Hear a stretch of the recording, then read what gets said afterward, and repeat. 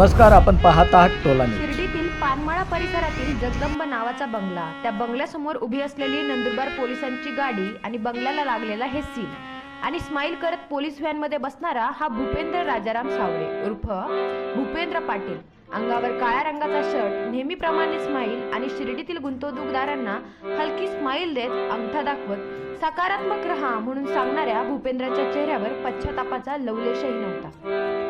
हजारो लोकांचं आयुष्य उद्ध्वस्त करून पलायन केलेल्या या भूपेंद्र पाटीलचा 6 महिन्यानंतर प्रथमच शिर्डीकरांना साक्षात दर्शन झालं होतं. महाटक भूपेंद्रला शिर्डीत आणायचे कारणही तसंच आहे. काही दिवसांपूर्वी नंदुरबार जिल्ह्यातील शहादा येथे त्याच्यावर पहिला आर्थिक फसवणुकीचा गुन्हा दाखल झाला होता. या प्रकरणी तो पोलीस कस्टडीत असून त्या अनुषंगाने तपास सुरू आहे.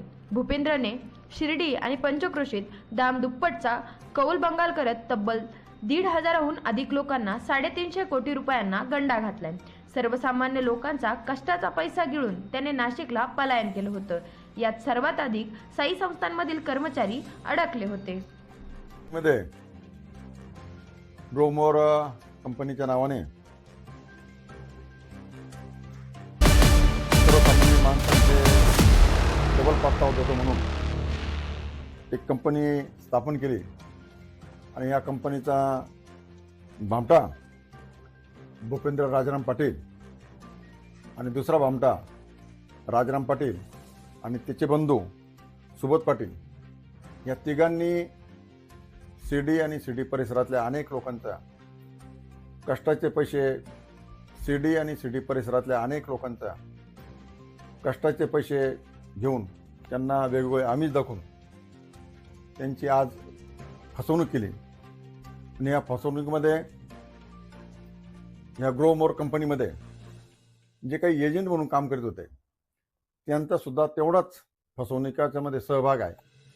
त्यांनी खरं भूपेंद्र पाटलाला आणि त्यांच्या वडिलांना आणि त्या सुबोध पाटलाला सगळ्यांना घेऊन यायला पाहिजे आणि त्यांची सातत्याने चौकशी करून कठोर चौकशी करून त्यांनी जागी कुठं प्रॉपर्ट्या गुंतवणूक केलेली आहे का आणि हे पैसे गेले कुठं याचा सोक्षमोक्ष लावण्याचं काम खरं म्हणजे आपल्या अहिल्यानगर SP ऑफिसने केलं पाहिजे. आणि युवा नेते कालच त्यांनी सांगितल्याप्रमाणे खरं म्हणजे हा आकडा 350 कोटी रुपयाच्या आसपास आहे आणि याच्यामध्ये सर्वात जास्त जो फटका बसला साईबाबा संस्थांच्या सर्वसामान्य माणसाला बसलेला आहे.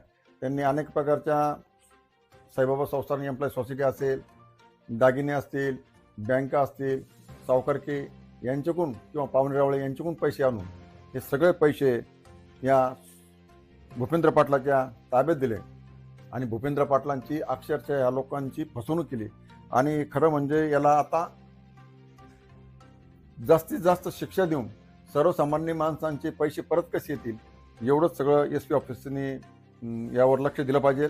आणि सगळ्यात म्हणजे युवा नेते सुद्धा सुजयदादा म्हणल्याप्रमाणे आम्ही SP ऑफिसला जाऊन सुजयदादा असतील, गावातले काही मान्यवर असतील, हे सगळ्यांना जाऊन भूपेंद्र पाटलाला अहिल्यानगरमध्ये घेऊन यायला पाहिजे आणि त्याची पूर्णपणे चौकशी करून त्याचे नातेवाईक, त्याचे पाहुणेरावळे, नवीन होणारी त्याची बायको ह्या कोणाच्या नावावर प्रॉपर्टी आहे का याची सगळी शहानिशा केली पाहिजे. आणखीन दुसऱ्या स्टेटमध्ये त्यांनी पैसे गुंतवले का याची सुद्धा चौकशी होणं गरजेचं आहे. खरं म्हणजे भूपेंद्र पाटलाच्या जेवढ्या प्रॉपर्टी असतील तेवढ्याच सील केल्या पाहिजेत आणि सील करून शिर्डी पोलीस स्टेशनला त्याच्यावर गुन्हा दाखल झालेला आहे, राहाता पोलीस स्टेशनला त्याच्यावर गुन्हा दाखल झालेला आहे.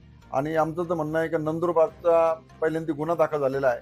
तिथलं कारवाई पूर्ण झाल्यानंतर खरं म्हणजे SP ऑफिस अहिल्यानगर यांनी त्याला ताब्यात घेऊन पूर्ण त्याची चौकशी केली पाहिजे. आजही त्याच्या नंदुरबारच्या पोलीस डिपार्टमेंटने त्याला इथं आणून त्याच्या घराची चौकशी केली. फक्त एवढंच घर नाही आहे, त्या अनेक ठिकाणी प्रॉपर्टी असतील त्याची सुद्धा शहानिशा केली पाहिजे. आज म्हणजे भूपेंद्र पाटलाने खूप शांत विचार डोक्याने हे सगळं प्लॅनिंग केलं आणि ह्या प्लॅनिंगमध्ये आपले सर्वसामान्य माणसं त्याला बळी पडले. माझ्या मते भूपेंद्र हा एकदम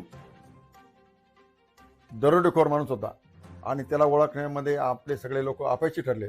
आणि ह्या दरोडेखोराची बायको जी नाशिकची होणारी, तिचं नाव आता सध्या मला माहीत नाही, पण त्यांचा साखरपुडा झालेला आहे, तिला सुद्धा ताब्यात घेतलं पाहिजे. त्याचे पाहुणे, त्याचे मामा, त्याचे आणखीन कुठले नातेवाईक, त्या सगळ्या लोकांना ताब्यात घेऊन घेतलं पाहिजे आणि त्यांनी कुठं प्रॉपर्टी आणि कुठं पैशाची गुंतवणूक केली हे सगळ्याची शहानिशा अहिल्यानगर डिपार्टमेंटने केली पाहिजे.